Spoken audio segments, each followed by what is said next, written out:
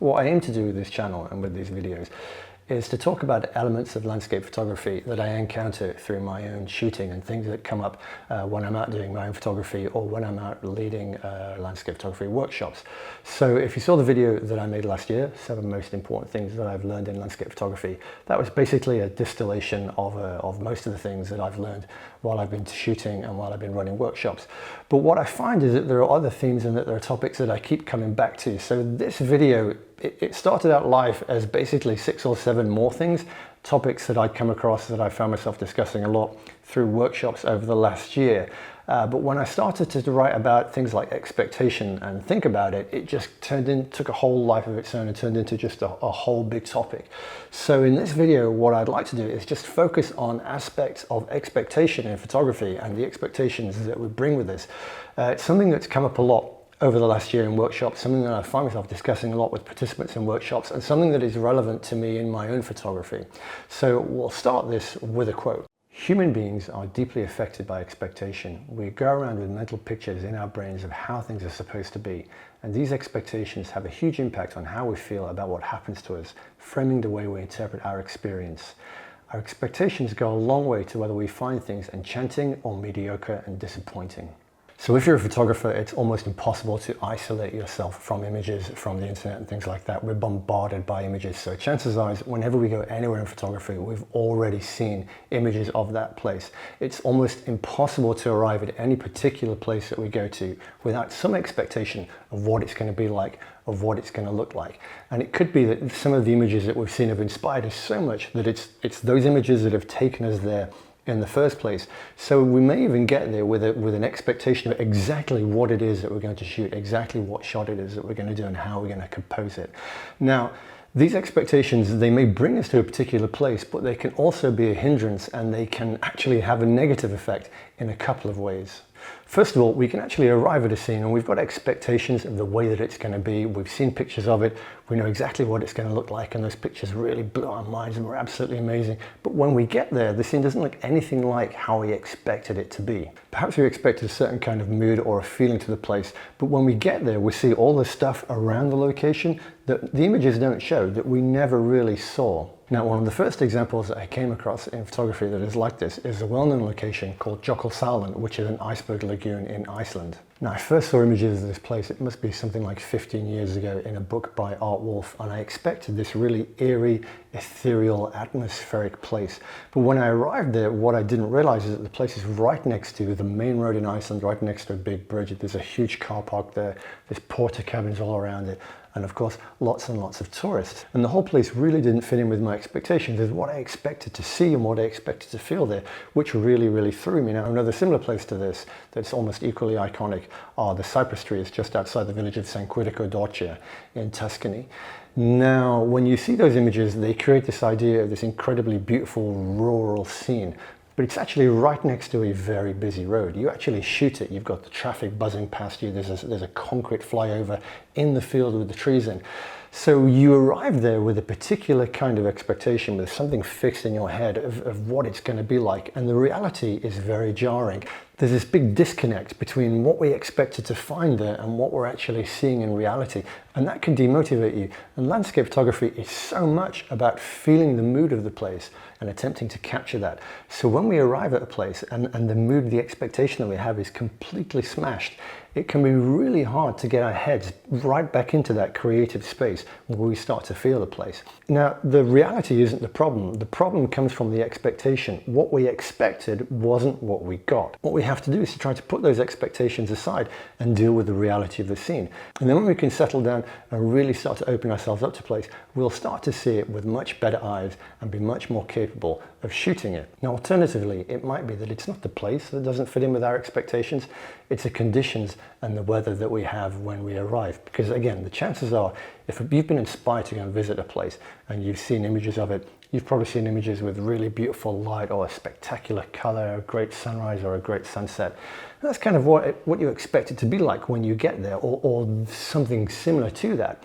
So you make the effort, you go there, you do the big hike, and you just get flat grey clouds, and it just looks nothing like the image. What you're seeing in front of your eyes doesn't look anything like the image that you had in your head, the thing that you thought you were going to see, the photograph that you thought you were going to take, the expectations that you brought all the way with you. Now, the actual reality of landscape photography is this is what's going to happen most of the time.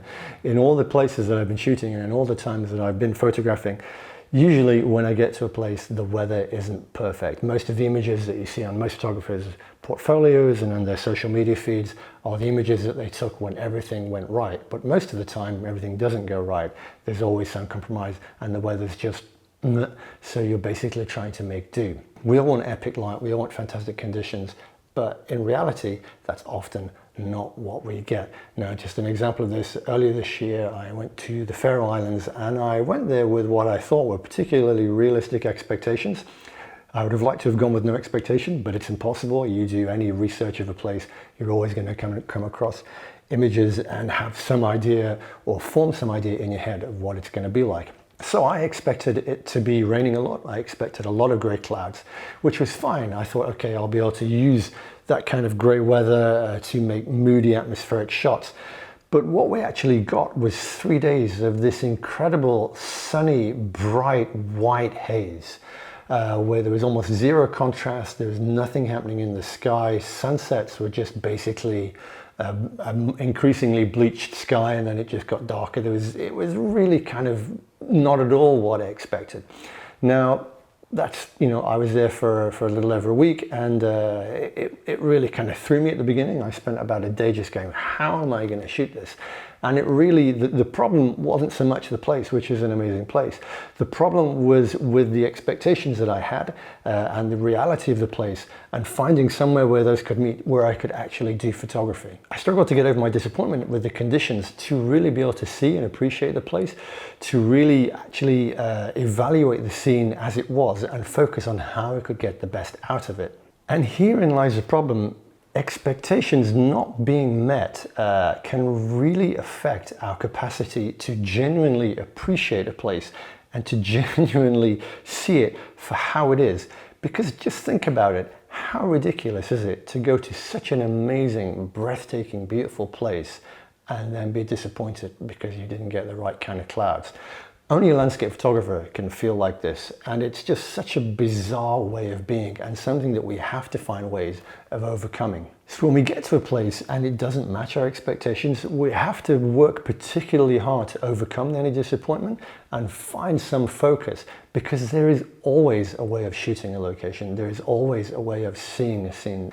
The quicker we can put those expectations out of our head, just banish them, bury them, just nail it down and forget about them, the quicker that we can actually get to appreciating where we are and making great images of that place. Because quite often, the fact that it doesn't turn out to be what we expected, the fact that we're getting something different to what we perhaps thought we were going to get, can actually be a good thing, because then we're going to be able to create something much more personal and be much more creative and come back with something much more original. And then, of course, there are times when a scene can be exactly as we expected it to be. All those images that we've seen, all those ideas that we have in our head, we brought them all up and we get there and we've got this incredible light and this stunning location and this technicolor sunset. But still, the expectations that we have can be a hindrance to our actual shooting. Because in cases like this, we can be blinded to anything else in the scene other than the ideas that we brought up with us in our heads, the thing that we thought we were going to shoot before we even got there. We've got that so strongly fixed in our heads and it's right there in front of us that it's impossible to see anything else. We don't take the proper time to explore the location, to see it with our own eyes and see if we can find something different to the images that inspired us and brought us there in the first place. But besides missing out on getting something original and personal to ourselves, it's also very easy to feel disappointed with our own images when we compare them to the ones that we had in our own heads. Because, and this depends on what kind of personality that you've got, it's very easy for reality, for actually what you're seeing on the back of your camera, to never match the idea and the expectation that you had in your head, because that expectation was flawless. It was absolutely perfect. But when that perfection meets with our camera skills, or later our processing skills, and our skills aren't sufficient to be able to get that reality to match the perfection that we had in our own head, then we start to run into problems and perhaps encounter some disappointment. So it's pretty easy to list problems that we might have with expectations, but how can we actually overcome these in our photography? And like so many things in our life, the solution in various different ways is always time. First of all, give ourselves plenty of time on location. Now, again, I've talked about this in previous videos, and it's a theme in my workshops. Make sure you have the time to explore a place, to really, really look at it. Now, it's not about don't take your camera out your bag when you get there. It's just about making sure that you go over there, that you see around that corner, and that you feel that you've actually spent the time to let a place soak into you. Because if you arrive at a place and it's particularly disappointing, it's not what you expected, usually all it takes is a little bit of time and really starting to look and some focus, and you will start to see things. But to do that, you need to make sure you have as much time as possible at the location. And that might be that we just have to find a way of shooting with the light that we've got, which isn't the light that we wish for, but the light that we've actually got.